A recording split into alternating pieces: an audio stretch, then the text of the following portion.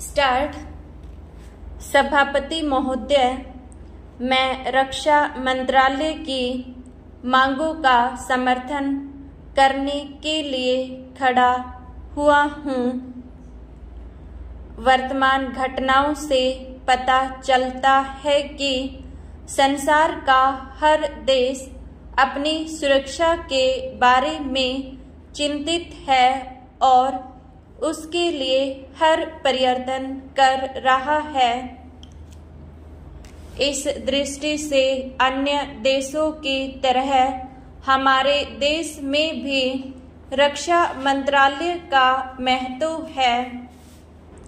मुझे इस बात की खुशी है कि जहां अन्य मंत्रालयों की उनके पिछड़े साल के कामों के बारे में काफी आलोचना हुई है, वहां इस मंत्रालय की कम आलोचना हुई है। इससे पता चलता है कि इस मंत्रालय ने पिछले साल अच्छा काम किया है।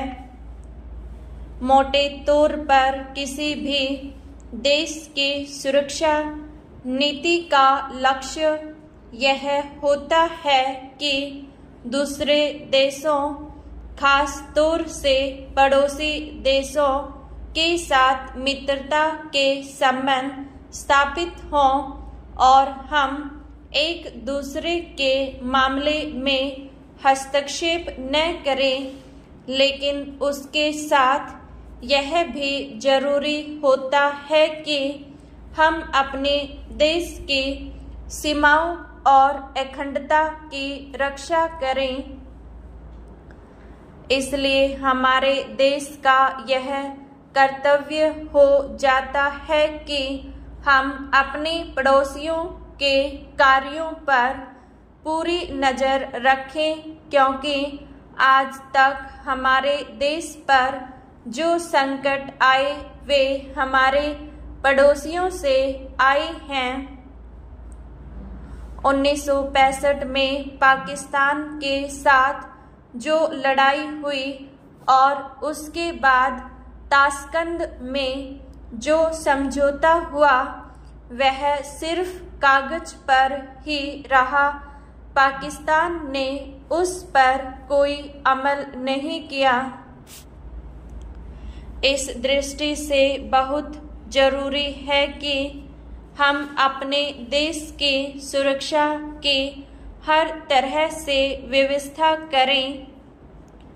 हमारा उद्देश्य दूसरों पर आक्रमण करना नहीं है, लेकिन यदि हम पर कोई आक्रमण करे तो हम में इतनी शक्ति अवश्य होनी चाहिए कि हम उसका डटकर सामना कर सकें। आप जानते हैं कि पिछले दिनों पाकिस्तान को अमेरिका और चीन से काफी मदद मिली है।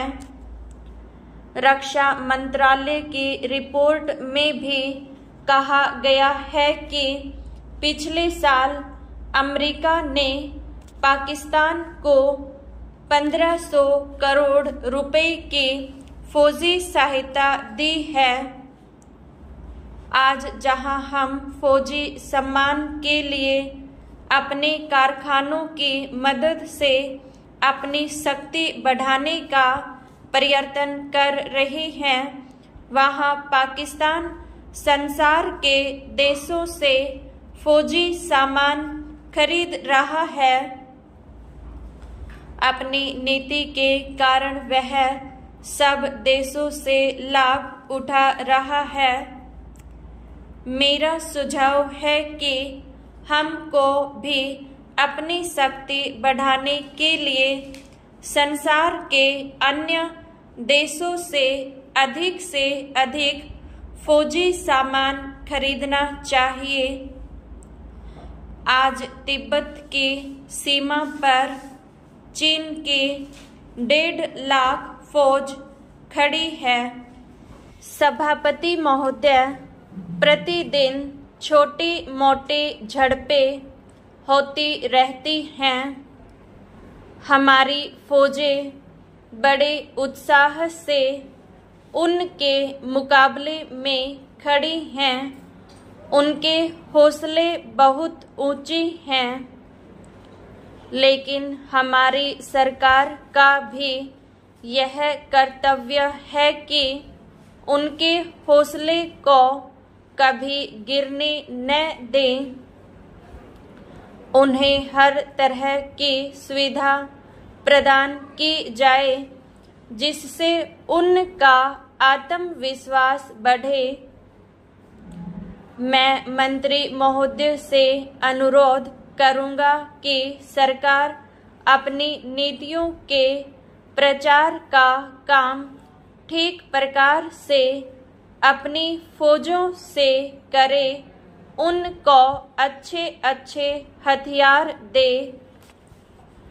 अनुसूचित जातियों और आदिवासी जातियों के आयुक्त ने जो अपना प्रतिवेदन प्रस्तुत किया है, उस प्रतिवेदन को देखने से यह प्रतीत होता है कि इसको तैयार करने में उन्होंने बहुत परिश्रम से कार्य किया है।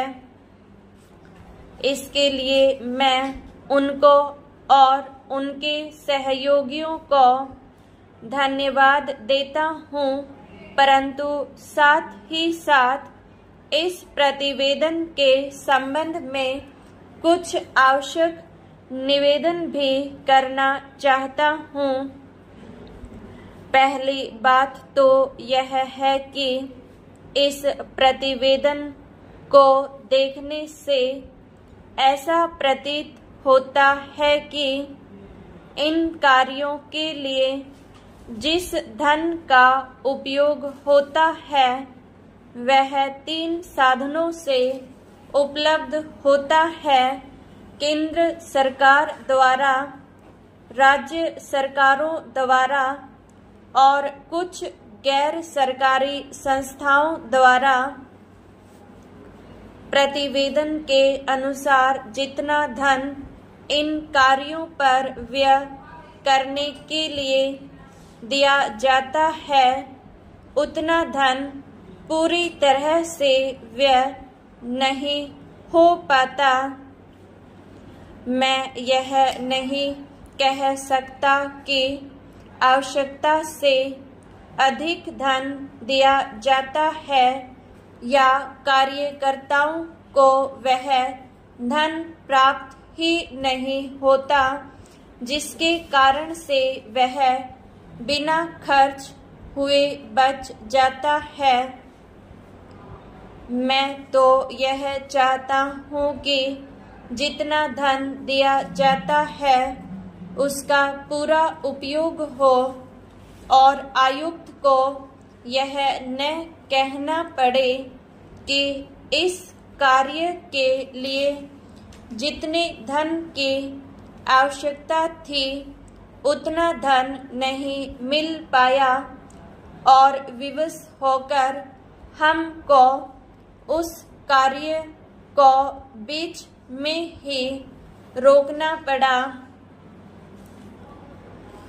जहाँ तक राज्य सरकारों का संबंध है, बहुत सी राज्य सरकारें अभी तक इस कार्य में असावधानी से काम ले रही हैं और इस कार्य को उपेक्षा की दृष्टि से देखती हैं।